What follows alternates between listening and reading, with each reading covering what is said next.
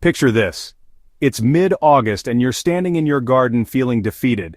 Your once thriving tomato plants look wilted despite adequate watering. Your pepper production has slowed to a crawl, and those beautiful leafy greens from earlier in the season now appear pale and lackluster. The relentless summer heat has taken its toll, and your soil, once rich and dark, now looks depleted and tired. Sound familiar? You're not alone in this late-season garden struggle. August presents unique challenges that even experienced gardeners find daunting. Heat stress becomes a daily battle as temperatures soar and plants struggle to maintain their vigor. The nutrients that fueled your garden's explosive spring growth have been steadily depleted through months of heavy feeding by hungry plants. Root systems that once efficiently absorbed water and nutrients now work overtime in compacted, nutrient-poor soil that seems to reject rather than welcome your efforts. But what if I told you that the secret to transforming your struggling August garden is sitting right there in your kitchen, probably heading for the trash can as we speak? This isn't some expensive miracle fertilizer or complex garden amendment. It's something so simple, so accessible that you'll wonder why you haven't been using it all season long. I discovered this game-changing approach just 3 weeks ago, and the transformation in my garden has been nothing short of remarkable. Plants that were barely hanging on are now producing their best harvests of the entire season. The star of this transformation story is something you probably discard every single day: used coffee grounds. But before you roll your eyes and think about all the conflicting advice you've heard about coffee grounds in the garden, let me stop you right there. The problem isn't with coffee grounds themselves, it's with how most gardeners use them. Sprinkling dry, used coffee grounds directly around plants is like trying to feed someone by tossing food at their feet.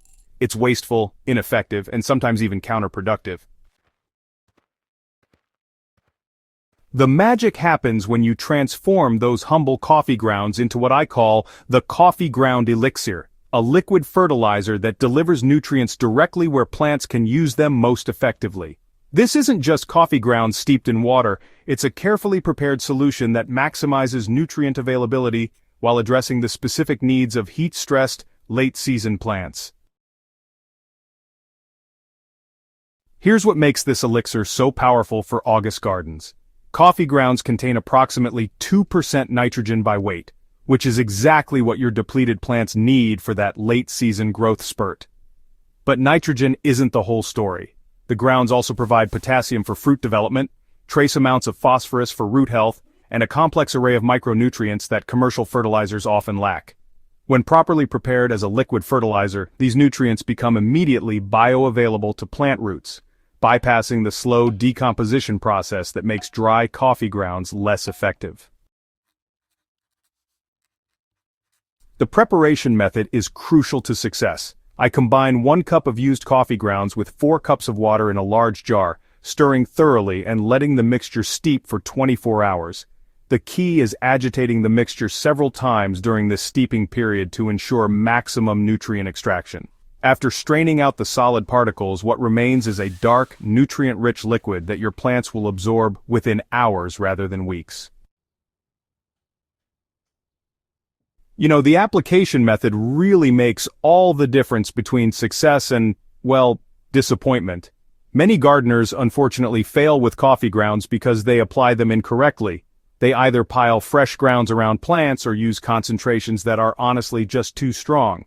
The coffee ground elixir, however, requires a gentler, more strategic approach. This method works with your plant's natural uptake mechanisms rather than against them. It's best to apply the elixir in the early morning or late evening when temperatures are cooler. That's when plants are most receptive to nutrient uptake. Now pour the strained liquid slowly around the base of each plant, creating a wide circle that extends to the drip line where feeder roots are most active. For established tomato plants, I like to use about 1 cup of elixir per plant. For smaller plants like herbs and peppers, they receive half that amount. The goal here is thorough soil saturation without waterlogging. The results? Oh, they become visible within 48 to 72 hours, and it still amazes me every time I witness it. Leaves that appeared yellowed and stressed begin showing deeper green coloration. Plants that had stopped producing new growth suddenly send out fresh shoots and flower buds. The transformation is so dramatic that I've started taking before and after photos just to document the changes. My tomato plants, they showed the most striking response. Within 3 days of the first application, branches that were previously drooping had straightened and taken on that robust, healthy appearance I associate with peak growing season. New flower clusters appeared on plants I had honestly written off for the season. The cherry tomato plants, which had slowed their production to just a few fruits per week, suddenly exploded with new blossoms. This promised a late-season abundance I hadn't even expected. The pepper plants responded equally well, though their transformation took a slightly different form. Rather than just perking up, they began setting fruit on branches that had remained barren all season. Bell peppers that had stalled at golf ball size suddenly began their final push toward maturity. Hot pepper plants, which typically slow their production in extreme heat, continued producing new pods with renewed vigor. The proof of any garden technique lies not in theory but in actual harvests, and this is where the coffee ground elixir has exceeded every expectation. My August harvests this year have been the most abundant and highest quality I've achieved in 5 years of gardening. The numbers tell a story that speaks louder than any testimonial I could offer. My beefsteak tomatoes, which typically peak in July and decline rapidly in August heat, have produced their largest fruits of the entire season these past 3 weeks. I'm harvesting tomatoes that weigh over a pound each, with deep red coloration and that perfect balance of sweetness and acidity that makes homegrown tomatoes incomparable to store-bought varieties. These plants are producing at levels I usually only see in June and July, defying the conventional wisdom that August marks the beginning of the end for tomato season. The pepper harvest has been equally remarkable. My bell pepper plants are yielding thick-walled, full-sized fruits at a rate of 4 to 6 peppers per plant per week. For comparison, last August I was lucky to get just 2 peppers per plant over the entire month.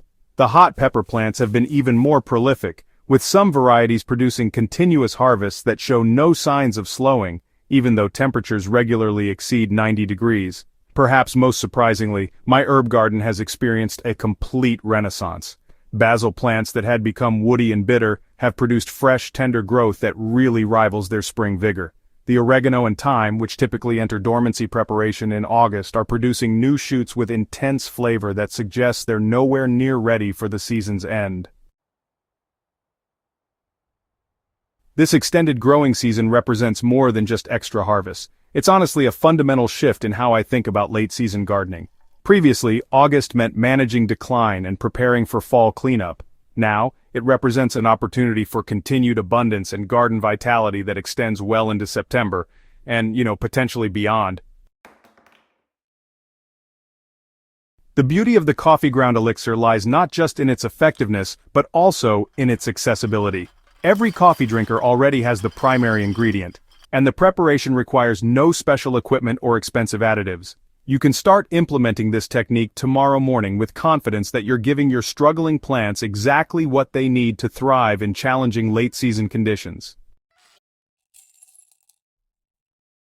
Alright, so, begin by collecting your coffee grounds today. If you're not a heavy coffee drinker, you can always ask friends, family, or even your local coffee shops to save their used grounds for you. Most places are honestly happy to provide grounds to gardeners, and many even keep them in dedicated containers specifically for this purpose.